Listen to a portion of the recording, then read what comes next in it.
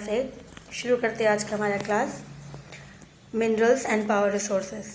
हमने last class में non conventional source of energy शुरू किया था टॉपिक, और हमने सोलर एनर्जी के बारे में डिस्कस किया था। तो एक बार रिव्यू कर लेते हैं, फिर आगे बढ़ते हैं। तो non conventional source of energy किसे कहा गया है? यहाँ तो जो रिसोर्सेज जो है हम यूज़ कर रहे हैं और उसे हम फ्यूचर में भी यूज़ कर सकते हैं। तो उसकी मतलब वो है कि वो फिनिश नहीं होगा, एग्जॉस्ट नहीं होगा। तो इसी तरह से क्योंकि जो है कन्वेंशनल रिसोर्सेज में क्या देखा था कि जो हम लोग बहुत पहले से यूज़ करते हुए आ रहे हैं और वो धीरे धीरे ख़त्म होने वाला है। तो जिसके कारण it's very important that people those who are using energy now they have been habitual, वो बहुत ज़्यादा हैबिचुअल हो गए हैं उसको यूज़ करने में। जैसे वो कार यूज़ करते हैं, सडनली अगर फ्यूल्स ख़त्म हो जाएगा तो इसलिए उसका ऑल्टरनेटिव निकाला गया है, जिसके कारण जो लोग हैं जो ये बहुत ज़्यादा यूज टू हो गए हैं अपने ये सब जितनी भी चीज़ें हैं मॉडर्नाइज मशीन्स हैं, तो उसको हम कैसे यूज़ करेंगे। इसलिए आज उसके ऊपर ज़्यादा फोर्स किया जा रहा है। किसके ऊपर? Non conventional sources of energy के ऊपर, जहाँ पे जो वो क्या हो जाएगा, वो कभी भी एग्जॉस्ट नहीं होगा, ख़त्म नहीं होगा। और उससे सबसे इम्पॉर्टेंट है कि वो पॉल्यूशन क्रिएट नहीं करता, इन्वायरमेंट फ्री है, पॉल्यूशन क्रिएट नहीं करता है। तो हमने डिस्कस किया था लास्ट क्लास में सोलर एनर्जी। तो सोलर एनर्जी जहाँ पे जिस एरिया में सबसे ज़्यादा हीटिंग मिलती है, तो ट्रॉपिकल एरिया जो है वर्ल्ड में और इंडिया में भी, जैसे मान लो राजस्थान और गुजरात, तो जिस एरिया में ज़्यादा हीट रिसीव होती है सन से, तो उस एरिया में ये सोलर एनर्जी बहुत ज़्यादा फ़ायदेमंद है, इम्पॉर्टेंस है। और इसके सबसे इम्पॉर्टेंट बात क्या है कि ये फ्रेंडली है, इको फ्रेंडली है, इससे पॉल्यूशन नहीं होती है। उसी तरह से दूसरा हम डिस्कस करेंगे विंड एनर्जी। तो विंड एनर्जी, तो यहाँ पे विंड एनर्जी आपने यहाँ पे राजस्थान में देखा होगा। विंड एनर्जी मेनली अगर आप कभी सीकर गए हो तो वहाँ पे भी आपको दिख जाएगा, बहुत से दूर से दिखेगा। देयर वाज अ हील, एक हील है, उसके ऊपर ये विंड जो है विंड फार्म्स देखा गया है, वहाँ पे ये यूज़ कर रहे हैं। तो इसी तरह से यहाँ पर वहीं ये चीज़ वहीं पर ही होगी जहाँ पे बहुत ज़्यादा विंड जो है ब्लो होती है, बहुत ज़्यादा हवा बहुत चलती है, आंधी आती है। तो इसी तरह से ये भी again it will be suitable in the area we are having huge amount of wind. So again western part of India में अगर हम आएंगे तो राजस्थान गुजरात में ये चीज़ें बहुत ज़्यादा है। तो विंड मिल जो है यूज़ करता है, वो भी किस तरह से यूज़ करता है विंड मिल्स, ये भी रोटेट करता है। ये दिख रहा है आपको पिक्चर, जिस तरह से फैन लगी हुई रोटेट करती है, इसमें भी टर्बिन लगा होता है, और वो जो टर्बिन क्या करता है, जनरेट इलेक्ट्रिसिटी करता है, क्योंकि हवा के अकॉर्डिंग जब ये फ़ैन घूमती है तो उसी तरह से फ़ैन जो है इसकी जो वायर से कनेक्टेड है किससे, टर्बिन से। जिस तरह से वो टर्बिन फिर चार्ज शुरू हो जाता है घूमना, तो उससे वो एनर्जी क्रिएट करता है। तो इसी तरह से वो एनर्जी जो है इलेक्ट्रिकल एनर्जी में कन्वर्ट हो जाता है ना। अर्लियर डेज में भी लोग इसको यूज़ करते थे ग्राइंड, जैसे मसाले को या गेहूँ को ग्राइंड करने के लिए ये यूज़ किया जाता था। फिर बाद में वाटर, खेतों में पानी के लिए ये यूज़ करते थे विंड एनर्जी, इस तरह से लिफ्ट करके, बहुत ही पुराना टेक्निक जो यूज़ करते थे ये। आज मॉडर्न टाइम में इसे यूज़ किया जाता है इलेक्ट्रिसिटी जनरेट करने के लिए। तो large number of wind mills जो है इसको इरेक्ट किया जाता है coastal area and mountains. Coastal area में क्योंकि नदी के पास, रिवर सी के पास बहुत ज़्यादा जो है हवा बहती है, इस तरह से उस एरिया में ईजिली उसको इरेक्ट कर देते हैं। माउंटेन्स हाई, बहुत ज़्यादा हाइट में अगर लगाया जाए तो जहाँ पे विंड, कंसिस्टेंट विंड जो है बहुत अच्छा रेगुलर होता है, क्योंकि इसमें अगर विंड अगर ब्लो करना बंद हो जाएगा तो फिर फैन घूमेगा नहीं, फैन नहीं घूमेगा तो टर्बिन जो है स्टार्ट मूवमेंट नहीं होगी, तो फिर इलेक्ट्रिसिटी भी नहीं होगी। तो इसी तरह से वही important. Such cluster of windmills spread over an area called wind farm. अगर ये बहुत क्लस्टर में तो ग्रुप, तो बहुत सारे फार्म विंड मिल्स को लगाया जाता है, उस एरिया को कहा जाता है विंड फार्म्स। जो wind farms are functional in places, तो वर्ल्ड में कहाँ कहाँ है ये काम करती है?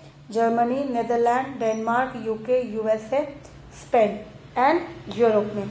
इंडिया में स्टैब्लिश है राजस्थान, तमिलनाडु, और एक यहाँ पे मेंशन नहीं, even in Gujarat is been used.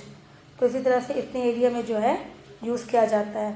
अब इसका एडवांटेज और डिसएडवांटेज में जाते हैं। एडवांटेजेस क्या है कि it can establish in limited area, छोटे से एरिया में आप इसको यूज़ कर सकते हो। वे एडुक्वेट विंड इज़ अवेलेबल, लेकिन उस एरिया में जहाँ पे बहुत ज़्यादा हवा चलती है। Vast areas required to set up wind farms, and each mill will produce low quantity of power, and the power supply fluctuate with speed. अब यहाँ पे जो है ये हो गया एडवांटेजेस, लेकिन डिसएडवांटेजेस में क्या कहा जा रहा है कि इसके लगाने के लिए, क्योंकि अगर फार्म बनाना है आपको, विंड फार्म करना है, तो आपको अच्छा खासा एरिया चाहिए होगा, और जो पावर इसमें जनरेट करता है, जो बनता है, वो बहुत लो होता है, और वो भी फ्लक्चुएट होता है, क्योंकि पावर, हवा, अगर विंड सप्लाई नहीं होगी, स्पीड तो डिपेंड करती है किस पे, विंड की स्पीड पे, जिसके कारण पावर सप्लाई जो फ्लक्चुएट होती है, अप डाउन होती रहती है पावर सप्लाई। तो इसी तरह से इसका ये नेगेटिव पॉइंट है। नाउ न्यूक्लियर एनर्जी, थर्ड आते हैं हम लोग, न्यूक्लियर एनर्जी। ये भी ऑप्टेन किया जाता है, स्टोर जो न्यूक्लियस हमारे पास है, क्योंकि ये से फ़िलहाल अभी शुरू किया गया यूज़ करना, देखा जाए तो रिसेंटली, मतलब 1 डिकेड से 2 डिकेड्स बैक, अगर जब से एटम्स न्यूक्लियस के बारे में डिस्कस शुरू कर दिया गया, इन्वेंशन हो गया, तब से यूज़ किया जा रहा है न्यूक्लियस ऑफ एटम्स। तो इसमें क्या करते हैं, एटम्स को यूज़ करते हैं of naturally occurring radio active, जिसमें से बहुत ज़्यादा रेडियो एक्टिव निकलती है एलिमेंट, जैसे uranium, thorium. These fuels undergoes the process of nuclear fusions. इन दोनों को अगर मिक्स करते हैं तो फ्यूशंस क्रिएट होता है, न्यूक्लियर फ्यूशंस होती है इन न्यूक्लियर रिएक्टर्स। और किस में होती है, न्यूक्लियर रिएक्टर, जिसमें इसको मिक्स करते हैं, उसको कहा जाता है न्यूक्लियर रिएक्टर्स, एंड प्रोड्यूस। उसके बाद जो प्रोड्यूस होता है उसमें से पावर, बहुत ज़्यादा पावर प्रोड्यूस किया जाता है, the greatest producer of nuclear powers. तो इसी तरह से बोला गया, कुछ ग्राम्स, थोड़े से ही ग्राम्स को अगर आप यूज़ करते हैं यूरेनियम एंड थोरियम, तो उससे जो जितना एनर्जी प्रोड्यूस होता है, तो 1 या 2 साल आराम से उसमें हम लोग यूज़ कर सकते हैं। तो एक्चुअली प्रॉब्लम क्या है, ये थोड़ा एक्सपेंसिव हो जाता है, इसके लिए अभी इतना ज़्यादा पॉपुलर इंडिया में नहीं है, थोड़ा बहुत है। तो वर्ल्ड में कहाँ कहाँ यूज़ कर रहे हैं, US से यूरोप, जो पैसे वाले देश है उसको यूज़ करते हैं, बिकॉज इट इज़ एक्सपेंसिव। जैसे हमने डिस्कस किया, यूरेनियम एंड थोरियम वो एक्सपेंसिव होता है। इंडिया में कहाँ पाया जाता है, झारखंड, राजस्थान, क्योंकि यहाँ पे यूरेनियम डिपॉजिट है हमारे पास, इसकी माइंस है राजस्थान एंड झारखंड में। अब यहाँ पे देखो, ये पिक्चर दिख रहा है आपको, ये है जहाँ पे ये इजीली काम करते हैं यूरेनियम से, थोरियम्स की जो फार्म्स है। Thorium is found in large quantities in monazite sand of Kerala. तो थोरियम एंड यूरेनियम, तो थोरियम जो कहाँ पाया जाता है, मोनोजाइट सैंड जो है मिट्टी, वहाँ पे कहाँ, केरल में। तो केरल में वहाँ पे ये पाया जाता है बहुत ज़्यादा। अब ये जहाँ पे ये फॉर्म न्यूक्लियर एनर्जी प्रोड्यूस किया जाता है। The nuclear power station of India are Kalpakkam in Tamil Nadu. ये एक्चुअली उनकी लैंग्वेज है साउथ इंडियंस की। Kalpakkam in Tamil Nadu, Tarapur in Maharashtra, Rawatbhata Sagar near Kota in Rajasthan, Naura in Uttar Pradesh, and Kaiga in Karnataka. तो इंडिया में इतने सारे एरिया में, ये एरिया में प्रोड्यूस किया जाता है न्यूक्लियर पावर। एडवांटेजेस ये इसके हैं कि न्यूक्लियर पावर जो है, that it is been pollution free, इसमें पॉल्यूशन नहीं होता है। एटम्स जो है ज़ीरो, बहुत ही कम इमिशन, मतलब इसकी जो धुआं निकलती है बहुत ही कम होती है, ऑलमोस्ट ज़ीरो इमिशन कहा जा रहा है, बहुत ही कम निकलती है। And it can B establish, और ये हम इसे कहीं पर भी स्टैब्लिश कर सकते हैं, इस प्लांट को हम कहीं पर भी लगा सकते हैं। अब देखो यहाँ पे बताया, a very small amount of matter create huge amount of energy. जैसे मैंने डिस्कस किया कि 1 ग्राम्स ऑफ, अगर मान लेते हैं 100 ग्राम, 1 ग्राम जितना भी, तो बहुत ही कम मात्रा में जो है वो एटम्स को यूरेनियम एंड थोरियम यूज़ करते हैं, और उससे जो एनर्जी निकलती है वो 1 साल 2 साल बहुत अच्छे से, थोड़े से एनर्जी से बहुत ज़्यादा एटम्स, थोड़े से एटम्स से बहुत ज़्यादा एनर्जी प्रोड्यूस की जा सकती है। डिसएडवांटेजेस क्या है कि are the nuclear plant expensive to build and maintain.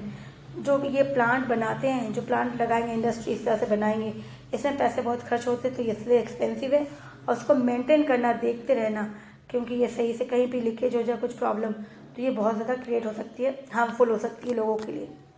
Now as they have radioactive radiations, क्योंकि इसके अंदर रेडियो एक्टिव रेडिएशंस होता है। The waste product are dangerous, जो उससे कुछ निकलती है, जो वेस्ट प्रोडक्ट निकलता है वो हमारे ह्यूमन बींग्स के लिए डेंजरस है। Earthquake, tsunami and humans error can cause damage to the reactions resulting in the heavy loss of life in that area. और अगर इससे क्या हो सकता है कि अर्थक्वेक आ सकती है, सुनामी आ सकती है, तो कुछ अगर ह्यूमन एरर्स, अगर गलती से कुछ इंसान से कुछ भी गलती हो जाए, कहीं से लीकेज पाइप निकल जाता है, सडनली आपने न्यूज़ सुना होगा लास्ट 2 मंथ से कुछ ना कुछ केमिकल इंडस्ट्रीज में कभी पाइप फट जाती, लीकेज हो जाता है, तो कितने लोग मारे गए। तो इसी तरह से ह्यूमन एरर मीन्स कहीं गलती अगर हमसे कहीं हो जाती है ह्यूमन से, तो इसका जो डैमेज है, जो लॉस होगा, प्रॉपर्टी होगी वो तो होगी, लेकिन ह्यूमन बींग्स भी बहुत सारे मारे जाएंगे। तो ये इसका नेगेटिव पॉइंट है, ठीक है। फिर हम आएंगे जियोथर्मल। जियोथर्मल जो बहुत, ये आपको पिक्चर आपकी बुक में ज़्यादा अच्छे से क्लियर दिख जाएगा, क्योंकि वो उसमें थोड़ी क्लियर होगी, बड़ी पिक्चर्स होगी। तो ये दिख रहा है अर्थ के अंदर जो हमारा सेकेंड लेयर है, पहला लेयर कोर होता है, फिर दूसरा है मैग्मा, जिसको मैंटल बोलते हैं, तो उसमें लावा होता है। तो थर्ड आता है क्रस्ट, जिस पे हम लोग रहते हैं, आउटर क्रस्ट पे रहते हैं। तो ये यहाँ से हीट निकल रही है, दिख रहा है आपको, ये एरो दिखा रहा है, तो यहाँ से वो हीट निकलती है और इसके इसमें फॉल्ट होता है, मतलब क्रैक आ गई, जो ज़मीन में क्रैक आ गई, इसमें अच्छा खासा स्पेस निकल गया, तो इसमें से वो जो भाप है, स्टीम है, वो बाहर निकल रही है इसकी गर्म, क्योंकि इसके ऊपर लेयर में कहीं ना कहीं वाटर्स है। तो that water is been heated by this heat. तो वो जो पानी वो गर्म हो रहा है कहाँ से, इसकी हीट से। तो इसकी वजह से वो जो प्रेशर करके बाहर निकल रहा है हीट, और वो गर्म पानी जैसा स्टीम्स बाहर निकल रहा है, तो उससे ईजिली कन्वर्ट कर सकते हैं हम किस में, हीट एनर्जी में। तो ये चीज़ें उसी का, ये प्लांट है उसी का। तो इसी तरह से ये भी बहुत अच्छा है, क्योंकि ये नेचुरल है। बस वो हमें पता करना पड़ता है कि एक्चुअली इंडिया में या वर्ल्ड में कौन कौन से जगह में फॉल्ट है जहाँ से वो जियोथर्मल एनर्जी हम उसे बना सकते हैं, हीट एनर्जी को। तो ये कहा जा रहा है the energy which is obtain from the heat that is inside the earth, जो अर्थ के अंदर है जियोथर्मल एनर्जी, उसी को यूज़ करते हैं हम लोग। So the interior of the earth is extremely hot, क्योंकि वो टोटली मैंटल जो है, मैग्मा है, लावा है। तो at some places that heat energy में surface itself in the form of hot spring. तो कुछ एरिया में वो जब बाहर निकलती है पानी, जिस तरह से मैंने कहा कि इसके ऊपर का पानी है, तो गर्म पानी जिस तरह से वो पानी को क्या कर देगा, बहुत खौला देगा, तो वो एकदम स्प्रिंग के जैसा निकलेगा, hot spring, natural hot spring. This heat can be use to generate power. उस हीट को हम लोग यूज़ कर सकते हैं पावर जनरेट करने में। तो इसी तरह से इसे यूज़ किया जाता है। This geothermal energy is in the form of hot spring has been used for cooking, heating and bathing for several centuries. और इसी हॉट स्प्रिंग को लोग बहुत पहले से यूज़ करते खाना बनाने में, हीट और बाथिंग के लिए, नहाने के लिए। वर्ल्ड में लार्जेस्ट जियोथर्मल प्लांट जो है यूएसए में है, followed by New Zealand, Iceland, Philippine, central America. India में कहाँ पे है, मणिकर्णन इन हिमाचल प्रदेश में and Puga valley in Ladakh में। तो ये हिमाचल एंड लद्दाख ये दोनों ही माउंटेन्स एरिया में है। तो इस तरह से ये दोनों एरिया में इंडिया में पाया जाता है हॉट स्प्रिंग। तो वहाँ पे यूज़ किया जाता है, जियोथर्मल एनर्जी प्लांट लगाया गया, उससे वो एनर्जी क्रिएट किया जाता है। एडवांटेजेस इसका ये है कि it has low running cost, बहुत ही कम पैसे, क्योंकि ये नेचुरल है, ये अपने आप जो है हमें मिल रहा है। तो reduce pressure on the fossil fuels, इससे हमारा जो फॉसल फ्यूल्स है उसके ऊपर कम प्रेशर पड़ेगा अगर हम लोग इससे यूज़ करना शुरू कर देते हैं। तो it reduce global warming of pollution also, इससे कोई भी पॉल्यूशन नहीं होता, कहीं भी धुआं नहीं होता, क्योंकि ये हमारे पास ऑलरेडी बना बनाया आ रहा है, ये नेचुरली है। डिसएडवांटेजेस ये है कि this is not very wide spread source of energy, क्योंकि ये हर जगह फैला हुआ नहीं है। It can run out of stems over period of time, और उसकी जो स्पीड निकलती, थोड़ा जो स्टीम बनता है जिससे एनर्जी बनता है, वो कुछ समय तक ही चल सकता है, लॉन्ग टाइम तक नहीं। मतलब उसको अपने को स्टोर करना बनाना है, तो उससे हम लोग लंबे समय तक उसको जनरेट यूज़ नहीं कर सकते। तो ये चीज़ें हैं नेगेटिव में, लेकिन इसका साइड इफ़ेक्ट्स तो बहुत ही कम है, लेकिन बेनिफिट ज़्यादा है, क्योंकि ये नेचुरल है और साइड इफ़ेक्ट एक भी पॉल्यूशन नहीं कर रहा, ये बहुत इंपॉर्टेंट। फिर आता है हमारा नेक्स्ट है टाइडल एनर्जी।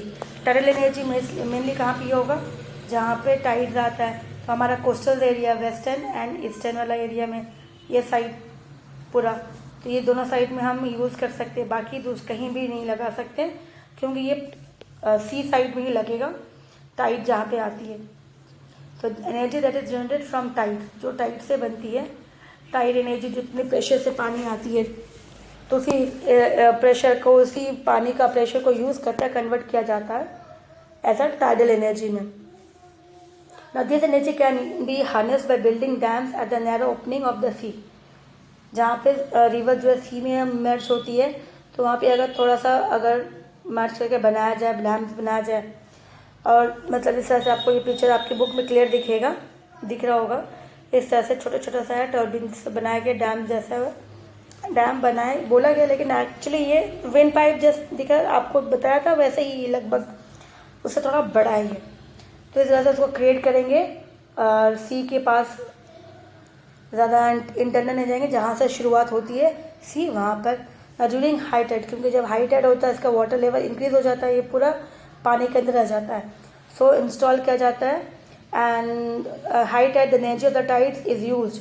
तो हाई टाइड में जो होता है टाइड्स की एनर्जी को यूज़ किया जाता है, क्योंकि वो फिर एंटर होता है तो टर्बिन जो होती है उसके अंदर, इसी बीच में इसके अंदर टर्बिन लगाया गया, इसके अंदर टर्बिन लगाया गया, तो इंस्टॉल किया गया है ताकि वो क्या प्रोड्यूस करे, इलेक्ट्रिसिटी प्रोड्यूस किया है।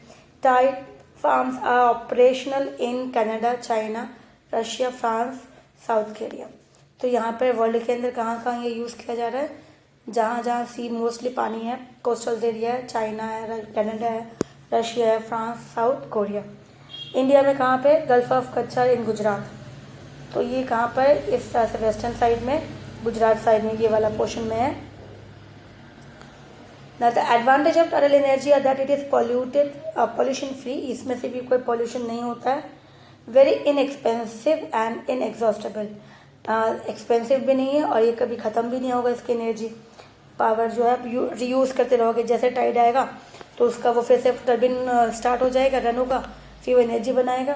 तो इस तरह से साइड इफेक्ट क्या है इसका, कि ये सिर्फ और सिर्फ टाइड फ्लो, जैसे ही टाइड आएगी तभी काम करेगा, अदरवाइज ये बंद पड़ी रहेगी। एंड ये जितना it can be created limited places, तो ये कहाँ पर ही होगा, सिर्फ कोस्टल एरिया में होगा, इसके लिए इसको कहा जा रहा है। इसका ये साइड इफेक्ट्स है। अब आता है हमारा बायोगैस। बायोगैस में क्या बताया गया, बायोगैस एनिमल्स काउ डंग होती है। तो यहाँ पे ऑर्गेनिक वेस्ट होती है, डेड प्लांट से, एनिमल्स मैटर से, एनिमल्स डग्स है। किचन वेस्ट होता है, उसको अगर हम कन्वर्ट करते हैं और गैसेस जो फ्यूल उससे बनती है, उस सभी चीज़ों से वेस्ट से जो गैस प्रोड्यूस होती है उसको बायोगैस कहा जाता है। इसे एक बार सेट करके it can be set up at individual as well as community well. आप अपने घर पे भी लगा सकते हो या फिर कम्युनिटी करके एक एरिया में पूरा सारा एक बड़ा सा बना लिया गया और उससे सभी लोग यूज़ कर सकते हैं। तो इसीलिए कम्युनिटी लेवल पे भी बनता है या फिर इंडिविजुअल लेवल पे बनता है।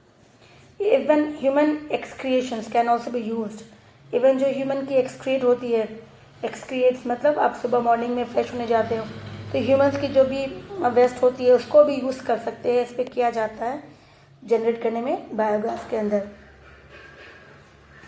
Now this organic waste is decomposed by bacteria in biogas. तो ये ऑर्गेनिक जो वेस्ट है इसे डिकम्पोज कौन करता है, बैक्टीरिया करती है। Biogas digesters to emit biogas, उसके साथ उस तरह से वो उसको क्या करती है, डाइजेस्टर्स को यूज़ करती है ताकि उसके अंदर से जो एमिट मतलब उसमें से निकले जो गैस प्रोड्यूस होगा वो बायोगैस होगा। और उसके साथ which is a mixture of, तो उसमें क्या क्या निकलता है, मीथेन है, कार्बन डाइऑक्साइड है। Biogas is an excellent fuel for lightning and cooking and it also produce huge amount of organic manuals every year. तो एक साथ में उससे जो गैसेस प्रोड्यूस हो रही है तो उससे लाइट इजीली जो घर की रोशनी है, फिर स्ट्रीट लाइट है, गांव में अगर लगा दे तो गांव की लाइट रोशनी हो सकती है, कुकिंग के लिए यूज़ करते हैं। साथ साथ उसका जो मैनुअल निकलेगा 1 साल का वो भी यूज़ कर सकते हैं, किसके लिए, एग्रीकल्चर के लिए मैनुअल्स, ताकि उसमें वो बहुत अच्छा प्रोडक्ट हो जाएगा, ऑर्गेनिक मैनुअल्स हो जाएगा वो। तो advantage of the biogas are that it is produce locally and it cost of production is negligible. इससे जो उसका प्रोडक्शन का जो कॉस्ट होता है बहुत कम है, क्योंकि एक ही बार लगाया उसके बाद वो इजीली चलता है फ्रीली। मान लो फिर this gas generated is used for cooking and as well as electrification.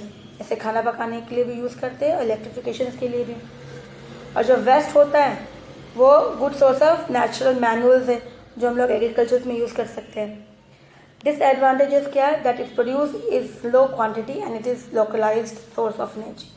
इससे जो प्रोड्यूस होती है एनर्जी वो ज़्यादा मात्रा में नहीं होती, लो क्वालिटी होती, क्वांटिटी होती, नो क्वांटिटी होती, कम होती है।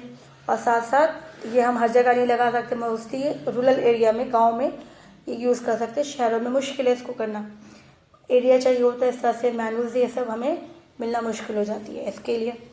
Now we can see energy everywhere, but we can see that harnessing this energy is difficult as well as expensive.